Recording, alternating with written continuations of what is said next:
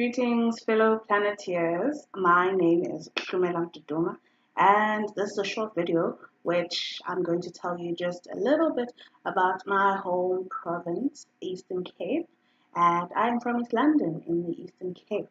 Now, East London is on the southeast coastline of South Africa.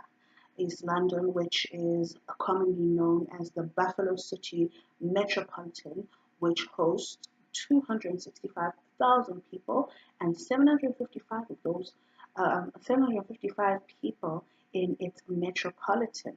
Now, the city lies on the Indian coastline, Indian Ocean coastline, and lies between the Buffalo River as well as the Nahum River.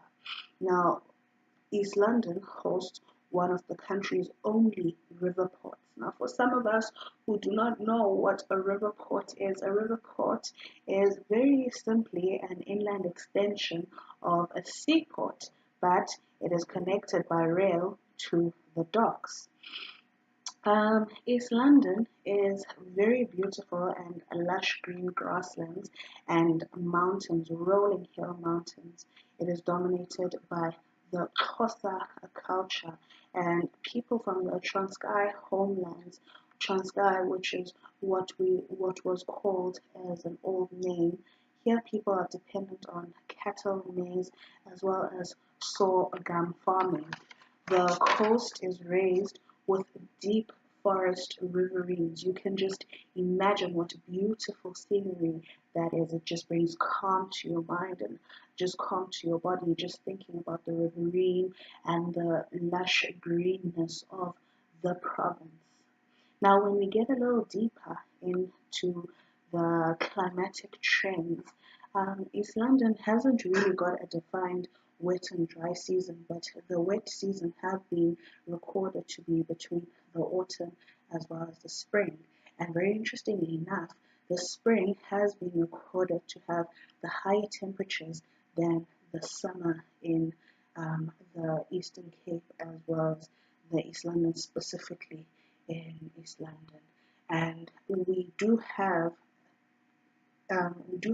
periods of time which tend to be dry, but these times have not been defined.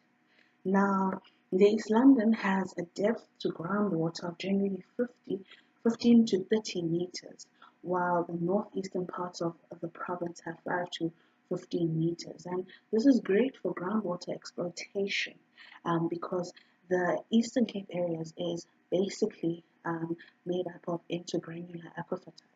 Now, to have a little short explanation, what is an aquifer? An aquifer is a rock formation which can yield sufficient water for in quantities for use. Now, this is very important for us to understand and for us to have an idea of as we are coming out of a serious drought situation. And I felt that there is a need to educate people and for people to understand the importance of our exploitation and our conservation as well of our underground water sources. And in order for us to understand these underground water sources, we need to understand our climate patterns and climatic changes and trends. And after we've understood these climate and climatic trends and patterns, we need to understand our geology of an area in order to know what can we exploit and what can we not exploit. And what's most important when we speak about these water exploitations in times of dry period is that we understand the interconnectivity of this to contamination chains. And the Eastern Cape is basically farming supported. Unlike provinces such as the Gauteng area, which are dominated by mining, which can contaminate the water sources and underground water sources, the Eastern Cape, you find a variably large area which has very pure and properly extractable groundwater sources.